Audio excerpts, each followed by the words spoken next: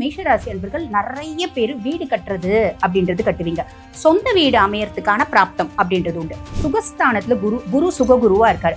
அப்ப டிஃபால்ட்டா மேஷராசி அன்பர்கள் உங்களோட கம்ஃபர்ட் அதிகமாகிறதுக்கு குரு பகவானே கேரண்டி அப்படின்னு சொல்லலாம். நான் என் குடும்பத்துக்காக ஓடிட்டு இருந்தேன், அண்ணன் தம்பிங்களுக்காக ஓடி இருந்தேன், அக்கா தங்கச்சிக்காக ஓடி இருந்தேன், எல்லாம் ஓகே. இந்த காலகட்டம் உங்களுக்காக நீங்க ஓடக்கூடிய காலகட்டம். 2028 வரைக்கும் ரிஷபத்துக்கு சாதிக்கிறதுக்கான வருடங்கள். ஆன்மீகம் டாக்ஸ் நேயர்களுக்கு வணக்கம். நான் டாக்டர் தீபா லாலன். இன்னைக்கு நம்ம என்ன டாபிக் பத்தி டிஸ்கஸ் பண்ண போறோம் அப்படின்னா குரு பயிற்சி பலன்கள் தாங்க பார்க்க போறோம். பொதுவா இந்த குரு பயிற்சி பலன்கள் பல லட்சம் மக்களால, ஏன் பல கோடி மக்களால உன்னித்து கவனிக்கக்கூடிய ஒரு விஷயம் அப்படின்னா, இந்த குரு பயிற்சியாவது நம்மளுக்கு நல்லது பண்ணுமா, நம்ம ராசிக்கு ஏதாவது ஒரு ஜோதிடர்களாவது நல்லது சொல்ல மாட்டாங்களா அப்படின்னு பல ராசிகள் காத்துட்டு இருக்கு. முக்கியமா சிம்ம ராசி அன்பர்கள் அதுக்காகவே தவமா இருக்கீங்க அப்படின்னு சொல்லலாம். இந்த குரு பயிற்சி எப்படி இருக்க போகுது அப்படின்னா எல்லா ராசிகளுக்கும் எக்ஸலண்டா இருக்க போகுதுங்க. காரணம் என்ன? குரு பகவான் மிதுனத்துல இருந்து கடகத்துக்கு பயிற்சியாகி கடகத்துல உச்சம் பெற்று அமரார். 12 ஆண்டுகளுக்கு ஒரு முறை நடக்கக்கூடிய நிகழ்வு அப்படின்லாம். ரொம்ப எளிமையா சொல்லணும்னா ஒவ்வொரு ராசிலையும் ஒரு வருஷம் குரு பகவான் சஞ்சாரம் பண்ணுவாருங்க. ஆக 12 வருஷம் கழிச்சு திருப்பி கடகத்துல வந்து உச்சம் பெற்று அமர்ந்திருக்காரு. உச்சம் பெற்று அமர்ந்தது மட்டும் இதுல வந்து ஒரு பெரிய விஷயம் கிடையாதுங்க. அதுக்கும் மேல அவருடைய உச்ச பார்வை 9ஆம் பார்வை சனி மேல படிய போகுது. ஆக சனி பகவான் யார் யாருக்கெல்லாம் கெடுக்கணும் அப்படின்னு கங்கணம் கட்டின்னு இருக்காரு. மேஷ ராசி அன்பர்களுக்கு 7 நாட்டு சனி, அதே மாதிரி பாத்தீங்கன்னா சிம்ம ராசி அன்பர்களுக்கு அஷ்டம சனி, கன்னி ராசி அன்பர்களுக்கு கண்டக சனி, அதுக்கும் மேல தனுர் ராசி அன்பர்களுக்கு வந்து பாத்தீங்கன்னா அர்த்தாஷ்டம சனி, கும்பத்துக்கு பாத சனி, ஜென்மத்துக்கு மீன சனி. ஆக இந்த 6 ராசிகளையும் வந்து பாத்தீங்கன்னா சனி பகவான் டார்கெட் பண்ணிட்டு இருக்காரு. அந்த டார்கெட் பண்ணிட்டு இருக்க அத்தனை ராசிகளுக்கும் சனினால எந்தவித கெடுபலன்களும் கொடுக்க முடியாது, கொடுக்க போறது இல்லை. அது ஒரு பெரிய பிளஸ். அதுக்கும் மேல அவர் யார் யாருக்கெல்லாம் நல்லது செய்யணும் அப்படின்னு இருக்காரு அந்த ராசிகளுக்கு குருனோட பார்வை சனி மேல படுறதுனால இன்னும் கொஞ்சம் என்ஹான்ஸா, இன்னும் கொஞ்சம் சூப்பரா. சனி பொதுவா வந்து பாத்தீங்கன்னா மந்தன், முடவன். ஆக மந்தமா அவர் வந்து செயல்படுறதை விட ரொம்ப உத்வேகத்தோட ரொம்ப வேகமா செயல்பட போறாரு. ஆக எல்லா ராசிகளுக்கும் எக்ஸலண்டா இருக்க போது. ஒவ்வொரு ராசிகளுக்கும் என்னென்ன மாதிரி பலன்கள் வரப்போகுது சட்டுன்னு பார்த்துடலாம். மேஷராசி அன்பர்கள் உங்களுக்கு இந்த குரு பயிற்சி எப்படி இருக்கு அப்படின்னா, மேஷம் கடந்த சில மாதங்களா ரொம்ப கஷ்டத்துல இருக்கீங்க அப்படின்னு தான் சொல்லணும். ஆனா மேஷத்துக்கிட்ட அப்படி சொல்றோம் அப்படின்னு வச்சுக்கோங்களேன், இல்லம்மா நாங்க பல வருடங்களாவே கஷ்டத்துல தான் இருக்கும். 18 வருஷமா நல்லா இல்ல, 10 வருஷமா நல்லா இல்ல, 7 வருஷமா நல்லா இல்ல, இப்படி நிறைய பேர் சொல்லுவாங்க. காரணம் சுய ஜாதகத்துல தசநாதன் வலுவில்லாம இருக்கலாம். சரி, என்ன இருந்தாலும் இந்த சனி பயிற்சியில இருந்து மேஷம் சந்திக்கக்கூடிய பிரச்சனைகள் அப்படின்றது ஜாஸ்தி தான். காரணம் 7 நாட்டு சனியா சனி பகவான் இருக்கிறதுனால எல்லா மேஷராசி அன்பர்களுக்கும் ஒரே விதமான கெடுபலன்களை கொடுத்தாரா? இல்லைங்க. ரொம்ப இளம் வயசு மேஷராசி அன்பர்களுக்கு வாழ்க்கையில முதல் ரவுண்ட் 7 நாட்டு சனி வந்தவங்களுக்கு மட்டும்தான் சின்ன சின்ன இன்னல்கள், இடையூறுகள், தடங்கல்கள், நாங்க ஓடினா கூட தடுக்கி எழுந்து உழுந்து ஓடி போறோங்க அப்படின்னு சொல்லக்கூடிய அமைப்பு. ரொம்ப வயோதிகமான பர்சனாலிட்டி 60+, 70+ வந்து பாத்தீங்கன்னா ஆரோக்கியம் சார்ந்த குறைபாடுகள், ஏன்னா தங்கு சனியில இருக்கிறதுனால ஆரோக்கியம் சார்ந்த குறைபாடுகள் அப்படின்றது இருக்கதான் செஞ்சிச்சு. மத்தியம வயசு, நான் எவ்வளவு தூரம் ஓடணும், என்னோட டெஸ்டினியை அடைஞ்சிடுவேன் அப்படின்ற ஒரு மனநிலை தான், அப்படின்ற ஒரு சூழ்நிலை தான் இருந்துச்சு. இப்ப அந்த மாதிரி ரொம்ப இளம் வயசு மேஷராசி என்பர்களும் ரொம்ப முதிர்ந்தவர்களும் பெருசா கவலைப்படணும் அப்படின்ற அவசியம் இல்லை. நான் வந்து இன்ட்ரோலே சொன்ன மாதிரி குருனோட பார்வை சனி மேல படுறதுனால சனி ஆல்மோஸ்ட் நல்லிஃபை ஆயிடுறாரு. ஆக உங்களை கெடுக்கணும் அப்படின்னு ஒருத்தன் கங்கணம் கட்டிட்டு இருக்காரு அப்படின்னா அவர் அமைதியாக போறாரு. இது ஒரு பெரிய பிளஸ்ங்க. அதுக்கும் மேல குரு பகவான் மிதுனத்துல கடகத்துக்கு பயிற்சியாகி இருக்காரு. கடகம் உங்களுக்கு 4ஆம் பாவம், சுகஸ்தானம். சுகஸ்தானத்துல குரு சுககுருவா இருக்காரு. அப்ப டிஃபால்ட்டா மேஷராசி அன்பர்கள் உங்களோட கம்ஃபர்ட் அதிகமாகிறதுக்கு குரு பகவானே கேரண்டி அப்படின்னு சொல்லலாம். டிஃபால்ட்டா மேஷத்துக்கு 4 விஷயம் நடக்குங்க. பொதுவா வந்து பாருங்க, உங்களுக்கு 9 மற்றும் 12க்கு அதிபன் அவன். பாக்கியஸ்தானத்துக்கும் அவன் தான் அதிபன். அயன சயன போஜன மோட்ச விரயஸ்தானம் அப்படிம்பாங்க.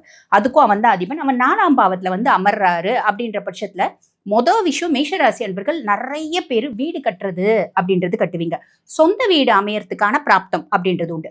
2வது விஷயம், இடமாற்றம், தொழில் மாற்றம் அப்படின்றது ஏற்படும். நான் 15 வருஷமா இந்த ஊர்ல தாங்க இருக்கேன். நான் இப்போ பிறந்த ஊர்ல தான் 20 வருஷமா இருக்கேன். இந்த காலகட்டம் நம்மளோட ஒரு முன்னேற்றத்தை நோக்கி ஒரு பயணம் அப்படின்னு சொல்லலாம். சம்பந்தமே இல்லாம ஒரு ஊர், அங்க எங்களுக்கு உறவுன்னு சொல்லிக்க யாரும் இல்லைங்க. அந்த ஊரை பத்தி கூட பெருசா தெரியாது. அந்த ஊர்ல போயிட்டு நாங்க வந்து பாத்தீங்கன்னா ஒரு வியாபாரம் பண்றதுக்கு, ஒரு ஆபீஸ்ல வேலை செய்யறதுக்கான ஒரு வாய்ப்பு அப்படின்றது குரு பகவான் ஏற்படுத்தி கொடுப்பார். அது நல்லதா கெட்டதா ரொம்ப நல்லது. அனலைஸ் பண்ணிட்டு அக்செப்ட் பண்ணிக்கோங்க. 3வது வந்து பாத்தீங்கன்னா உங்களோட ஆரோக்கியத்துல நல்ல ஒரு மேம்பாடு அப்படின்றதுக்கும், முக்கியமா உங்களோட தாயாரினோட ஆரோக்கியத்துல நல்ல முன்னேற்றம் அப்படின்றதுக்கும் அம்மானோட சப்போர்ட் இது வரைக்கும் பெருசா எங்களுக்கு கிடைக்கலைங்க.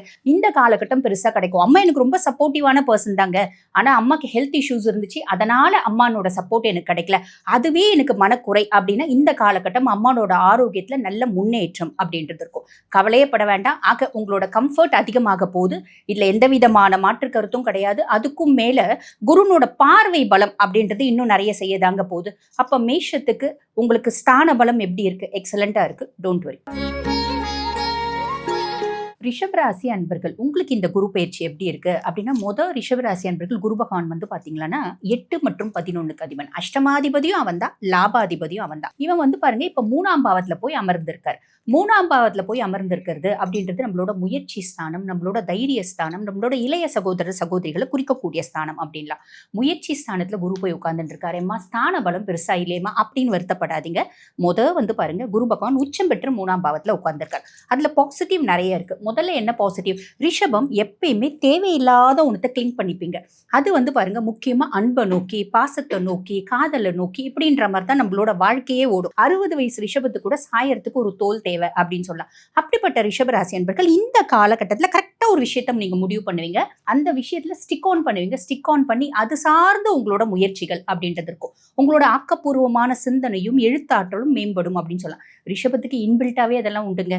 ரிஷபராசியில பிறந்திருக்காங்க அப்படின்னா தீஸ் பீப்புள்ஸ் ஆர் ஜீனியஸ் அப்படின்னு சொல்லலாம். அந்த ஜீனியஸ்னஸை எது மறைக்கும் அப்படின்னா அவங்களோட மனசு எப்பயுமே பாசத்தை தேடி அன்பை தேடி ஓடும். இந்த காலகட்டம் அன்பை தேடி பாசத்தை தேடிலாம் ஓடக்கூடிய காலகட்டம் கிடையாது. 2028 வரைக்கும் ரிஷபத்துக்கு சாதிக்கிறதுக்கான வருடங்கள் அப்படின்றத ஞாபகம். 28க்கு அப்புறம் என்னமா வருது? 28க்கு அப்புறம் 7 நாட்டு சனி வருதுமா. 7 நாட்டு சனியும் நம்மள ஒன்றும் பண்ண போறது இல்லை. காரணம் என்ன அப்படின்னா we people are so hard working. அப்ப கவலைப்படணும் அப்படின்ற அவசியம் இல்லை. அதுக்கும் மேல நம்மளோட ராசி அதிபன் சுக்கிர பகவான் சனிக்கு நட்பு கிரகம் தான். சரி, இந்த காலகட்டம் நம்ம வந்து பாருங்க நம்மளோட தீர்க்கமான ஒரு சிந்தனை செயலாகும் அப்படின்றது நிதர்சனமான உண்மை. சரி, அதுக்கும் மேல அப்டக்கிள்ஸ் இருக்குமா? ஃபர்ஸ்ட் விஷயம் உங்களோட முயற்சி படிதமாகும். முயற்சி வந்து ஒரு முறை 2 முறை 3வது முறை முயற்சி பண்ணும்போது கண்டிப்பா சக்சஸ் நோக்கி போகும். மாற்று கருத்தே கிடையாது.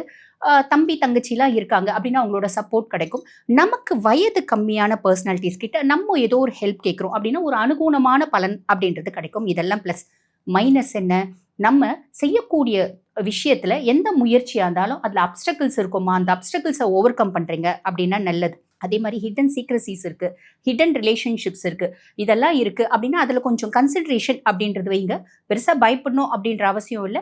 இந்த காலகட்டத்துல புதுசா அந்த மாதிரி ஏதாவது வருது அப்படின்னா அதை நோக்கி உங்களோட பயணம் அப்படின்றது வேண்டாம். அன்பு அன்பு அப்படின்னு ஏமாந்தது போதும். இந்த காலகட்டம் குரு 3ஆம் பாவம், சனி லாப சனியா இருக்காரு, ராகு வந்து தொழில் ஸ்தானத்துல இருக்காரு.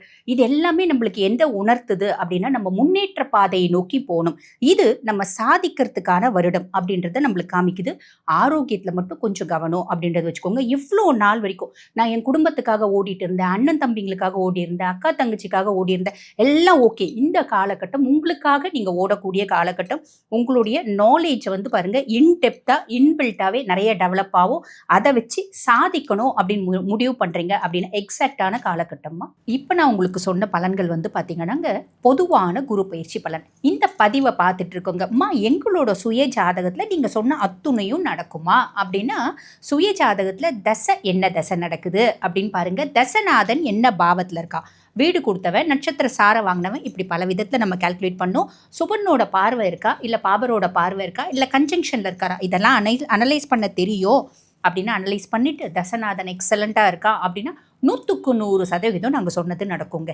எங்களுக்கு பெருசாக தெரியலைங்க, அனலைஸ் பண்ணலை அப்படின்னாலும், ஜாதகமே எங்களுக்கு தெரியலைங்க, எங்கள் வீட்டில் சொன்னாங்க இந்த ராசி அப்படின்னாலும் நாங்கள் சொன்னது சாலிடாக 40 to 50% நடக்கும். புரியுதுங்களா? இந்த பதிவை பார்த்துட்டு இருக்கோங்க அம்மா, நாங்கள் வாழ்க்கையில் பல முக்கியமான விஷயத்த முடிவெடுக்கும் தருணத்தில் இருக்கோம். ரொம்ப நாளாக எங்கள் குடும்பத்தில் வந்து பார்த்திங்கன்னா பிரச்சனைகள் அப்படின்றது இருந்துகிட்டே இருக்குது. சில ஜோதிடர்கள் சொல்கிறாங்க எங்களுக்கு வந்து பார்த்திங்கன்னா குலதெய்வம் சாபம் இருக்குது, குலதெய்வம் தோஷம் இருக்குது, அதே மாதிரி பார்த்திங்கன்னா பித்ருக்களோட தோஷம் இருக்குது, குலதெய்வம் சாபம் விடாதுமா. குலதெய்வம் தோஷம் வேணா இருக்கலாம், பித்ருக்களோட சாபம், பித்ருக்கள் சாபம் விட மாட்டாங்க. இந்த மாதிரி ஏதாவது ஒரு பிரச்சனை இருக்குது அப்படின்னாலும் குடும்பத்தில் எப்போ பாரு நிம்மதி இல்லைங்க, எப்போ தான் எங்கள் குடும்பத்துக்கு நிம்மதி வரும் அப்படின்றது உங்கள் கேள்வியாக இருந்தாலும், எப்பம்மா நாங்கள் வீடு கட்டுவோம் இது உங்களோட கேள்வியாக இருந்தாலும், எப்பம்மா எங்களுக்கு திருமணம் நடக்கும் இது உங்களுக்கு கேள்வியாக இருந்தாலும் இந்த மாதிரி பல கேள்விகள் பல பிரச்சனைகள் ஒரு ஒரு குடும்பத்திலையும் இருக்க தான் செய்யுது. ஆக உங்களோட பிரச்சனைகள் எதுவாக இருந்தாலும் உங்கள் சுய ஜாதகத்தை பார்த்து உள்ளதை உள்ளபடியே நம்மளால் சொல்ல முடியும். அந்த மாதிரி சுய ஜாதகத்தை அனலைஸ் பண்ணணும், முக்கியமாக என்கிட்ட பண்ணணும் அப்படி நீங்கள் விருப்பப்படுறீங்க அப்படின்னா நான் பேசிகிட்டு இருக்கும்போது எங்களோட வாட்ஸ்அப் நம்பர் கொடுத்துருப்பாங்க. அந்த வாட்ஸ்அப் நம்பருக்கு கால் பண்ணி அப்பாயின்மெண்ட் ஃபிக்ஸ் பண்ணி என்கிட்ட பேசிக்கலாமா.